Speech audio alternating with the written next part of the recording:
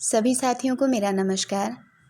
UP TGT PGT से संबंधित जो संस्कृत विषय है उसी से संबंधित कुछ प्रश्नोत्तरी है और महत्वपूर्ण प्रश्न इसमें दिए गए हैं, तो उन्हीं को लेकर बस 18-19 प्रश्न इसमें हैं। तो एक छोटी सी प्रश्नोत्तरी महत्वपूर्ण हो सकती है, इसलिए आइए पढ़ते हैं, इसको देख लेते हैं कि किस तरह के प्रश्न इसके अंतर्गत हैं। पहला प्रश्न है, काव्यों महाकाव्यों के सारगर्भित वाक्यों को कहते हैं। तो चाहे काव्य है या महाकाव्य है, इसका जो सारगर्भित वाक्य रहता है उसको क्या कहा जाता है? शोक्ति कहते हैं, छंद कहते हैं, श्लोक कहते हैं या गर्भवाक्य कहते हैं? तो यहाँ पे आंसर हो जाएगा शोक्ति कहते हैं। जो काव्य महाकाव्यों के सारगर्भित, सार मतलब छोटा रूप कर देना, तो जो छोटे रूप में कहा जाता है उसको क्या कहा जाता है? सूक्ति कहते हैं। अगला प्रश्न है, अति स्नेह पाप संकी इस सूक्ति से युक्त रचना है। महत्वपूर्ण प्रश्न है। इसी तरह के जो हमारे इसमें लगा हुआ है, सिलेबस में लगे हुए जो प्रश्नोत्तरी हैं उसमें जो पाठ्यक्रम दिया गया है उस पाठ में से अंदर से ये एक पंक्ति है कि अति स्नेह पाप संकी, ये एक सूक्ति है उसमें आई हुई। ये किस रचना से है? मृच्छकटिकम से है, अभिज्ञान शाकुंतलम से है, पाप कथा से है, स्नेह सुधा से है। तो यहाँ पे देखिए, समझने का विषय भी है, अपना सिलेबस ध्यान में है। तो स्नेह सुधा, पाप कथा और मृच्छकटिकम, ये किसी की भी रचना लगभग ना के बराबर लगी है, लेकिन कालिदास की जो अभिज्ञान शाकुंतलम है ये हमारे उसमें दिया गया है। तो अति स्नेह पाप संकी ये जो सूक्ति है ये कालिदास की अभिज्ञान शाकुंतलम में आई हुई है। अगला प्रश्न है, मुद्रा राक्षसम में है अति स्नेह पाप संकी, अनतिक्रमणिको ही विधि, अत्यादरः संकनीयः, उपयुक्त में से कोई नहीं। इसी तरह से मुद्रा राक्षस ये रचना है विशाख दत्त की। तो इसमें बताइएगा कि कौन सी पंक्ति मुद्रा राक्षस से है? अति स्नेह पाप संकी ये हमको पता चल गया, ये तो अभिज्ञान शाकुंतलम से है। अनतिक्रमणीयो ही विधि, अत्यादरः संकनीय और उपयुक्त में से कोई नहीं। तो ये भी नहीं है। अब 2 बज गए हैं, तो इसमें से जो अत्यादरः संकनीय है ये मुद्रा राक्षस में से दी गई सूक्ति है। अगली पंक्ति, अगली सूक्ति देखिए, अहो दुरंता बलवद्विरोधिता से युक्त रचना है। नैषधम, रघुवंशम, मालविकाग्निमित्रम, किरातार्जुनीयम।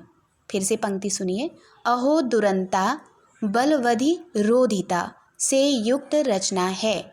नैषधम, रघुवंशम, मालविकाग्निमित्रम, किरातार्जुनीयम। तो इसमें आंसर है किरातार्जुनीयम। तो किरात शिव जो वेश में थे, शिव किरात रूप में, और अर्जुन, इसलिए इसका नाम ही किरातार्जुनीयम है। और यहाँ आपको किसी न किसी उसमें जोड़ना पड़ेगा कि अहो दुरंता बलवद्विरोधिता, है ना। तो बलवद्विरोधिता एक शब्द से भी अगर किरातार्जुनीयम जोड़ेंगे तो हम लोग इसमें ढूंढ सकते हैं। और ये लगी हुई रचनाएं हैं, इसलिए ये प्रश्न अगर दे दें, कुछ महत्वपूर्ण प्रश्न मिले थे तो मुझे लगा इसको वीडियो बनानी चाहिए इस पर। तो ये हमको ध्यान में रखना है कि अहो दुरंता बलवद्विरोधिता ये पंक्ति, ये जो सूक्ति है किससे है? तो किरातार्जुनीयम से है। अगला देखिए, चक्रार पंक्ति रिवह गच्छन्ति भाग्य पंक्ति, ये से संबद्ध है। किस रचना से ये पंक्ति ली गई है या सूक्ति ली गई है? चक्रार पंक्ति रिव गच्छति भाग्य पंक्ति, अभिज्ञान शाकुंतलम, रत्नावली, मेघदूतम और स्वप्नवास वदत्तम। तो ये जो सूक्ति है ये है स्वप्नवासव दत्तम। तो ये भी लगा हुआ है, भास की रचना, स्वप्नवासव दत्तम। चक्रार पंक्ति रिव गच्छन्ति भाग्य पंक्ति, तो इसमें हो जाएंगे स्वप्नवास दत्तव की ये पंक्ति है। अगला देखिए, छठा प्रश्न, छिद्रेषु वर्णथा बहुली भवन्ति इस सूक्ति वाली रचना है। वैसे ये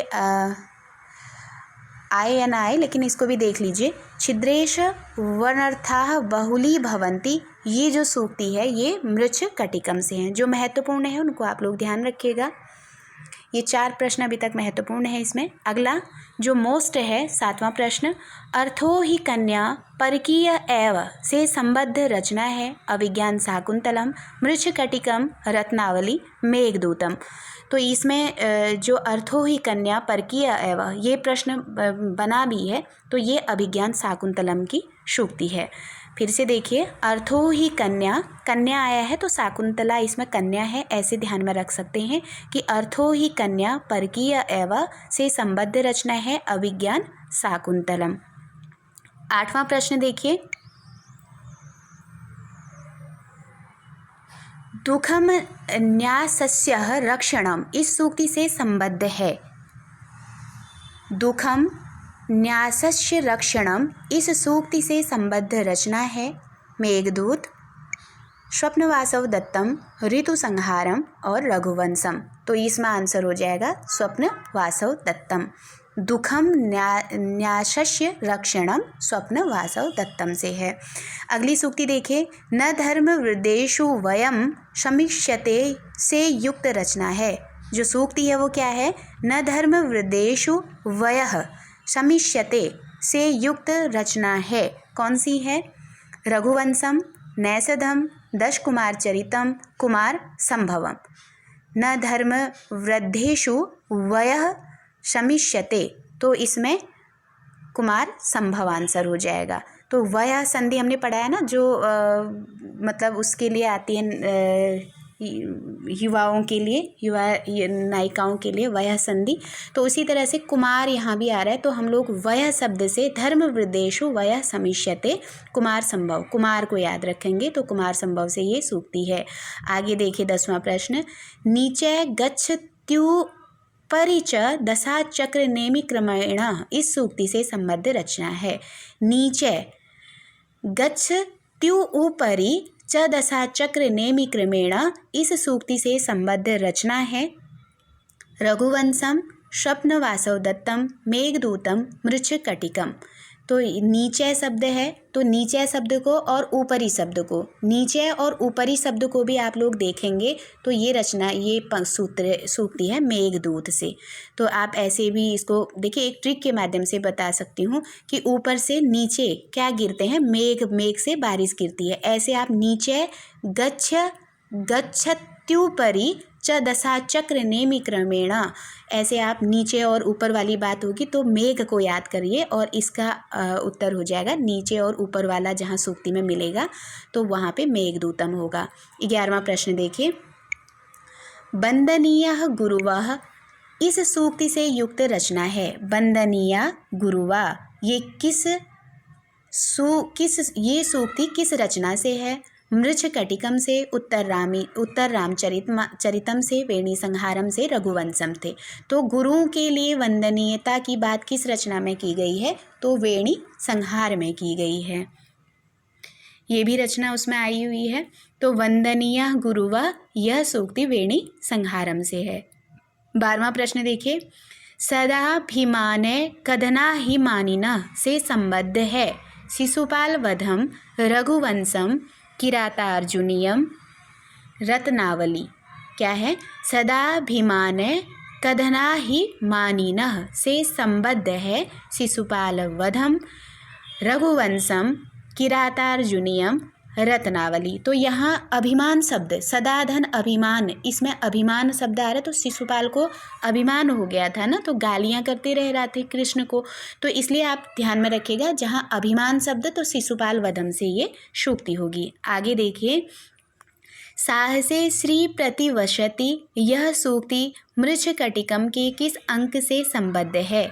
साहसे, पहले तो ध्यान रखिएगा कि साहसे श्री प्रतिवसति ये कहाँ की सूक्ति है? तो मृच्छकटिकम की सूक्ति है। और किस अंक से ली गई है? तो ये चतुर्थ अंक से ली गई है। साहसे श्री प्रतिवशति ये चतुर्थ अंक से है। किस रचना से है? तो मृच्छकटिकम से है। अगला प्रश्न देखिए, शरीर माध्यम खलु धर्म साधनम इस उक्ति से संबद्ध ग्रंथ है। प्रश्न क्या है कि शरीर माध्यम खलु धर्म साधनम इस उक्ति से संबद्ध ग्रंथ है कुमार संभवम, किरातार्जुनीयम, रघुवंशम या रत्नावली। तो यहाँ आंसर हो जाएगा धर्म की साधना को पकड़ के करिए कि धर्म की साधना कौन कर रहे थे? कुमार कर रहे थे। तो शरीर माध्यम खलु धर्म साधनम कुमार संभवम की सूक्ति है। 15वां क्वेश्चन देखिए। अनार्य परदार व्यवहार से संबद्ध ग्रंथ है। अनार्य परदार व्यवहार से संबद्ध ग्रंथ है। मेघदूतम, मृच्छकटिकम, अभिज्ञान शाकुंतलम, स्वप्न वासव दत्तम। तो यहाँ अनार्य शब्द में हम लोग क्या जोड़ देंगे? अभिज्ञान शाकुंतलम जोड़ देंगे। जो अनार्य शब्द है इसको हम अभिज्ञान शाकुंतलम से जोड़ेंगे और वहाँ पे व्यवहार की बात आएंगी। अनार्य, आर्य, अनार्य, और इसमें शकुंतला के साथ व्यवहार हुआ था। कैसा व्यवहार हुआ था? तो यहाँ पे अनार्य परदार व्यवहार, ये सूक्ति अभिज्ञान शाकुंतलम से है। 16वां प्रश्न देखिए। सच्चारिणी दीप सिखेव रत्रो, यह रघुवंशम के निम्नलिखित कथा प्रसंग में वर्णित है। बहुत महत्वपूर्ण प्रश्न है क्योंकि कालिदास उसमें लगे हुए हैं और इसमें जो एकदम गूढ़ क्वेश्चन हम इसको कहेंगे कि सच्चारिणी दीप सिखेव रत्रो, ये जो सूक्ति है रघुवंशम से है। पहले तो ये पंक्ति ध्यान रखिएगा कि सच्चारिणी दीप सिखेव रत्रो, दीप शिखा रत्रो, ये किस में आया है? तो रघुवंशम में आया है। और दूसरी बात, ये निम्नलिखित कथा प्रसंग में वर्णित है। कौन सी कथा प्रसंग चली थी जिसमें ये सूक्ति मिलती है? सीता विसर्जनम, दिलीप गोसेवा, विश्वजीत यज्ञ या इंदुमती स्वयंवर। तो यहाँ आंसर हो जाएगा इंदुमती स्वयंवर। तो जो सच्चारिणी दीप सिखेव रत्रो है वो इंदुमती स्वयंवर के से कथा प्रसंग में आया हुआ है। 17वां प्रश्न देखेंगे। हित मनोहारी च दुर्लभम वच, यह किस ग्रंथ की उक्ति है? हितम मनोहारी च दुर्लभम वच, हितम मनोहारी च दुर्लभम वच, यह किस ग्रंथ की उक्ति है? किरातार्जुनीयम, हर्षचरितम, शिशुपालवधम, रघुवंशम। तो ये उक्ति है किरातार्जुनीयम से। अगला 18वां प्रश्न देखिए।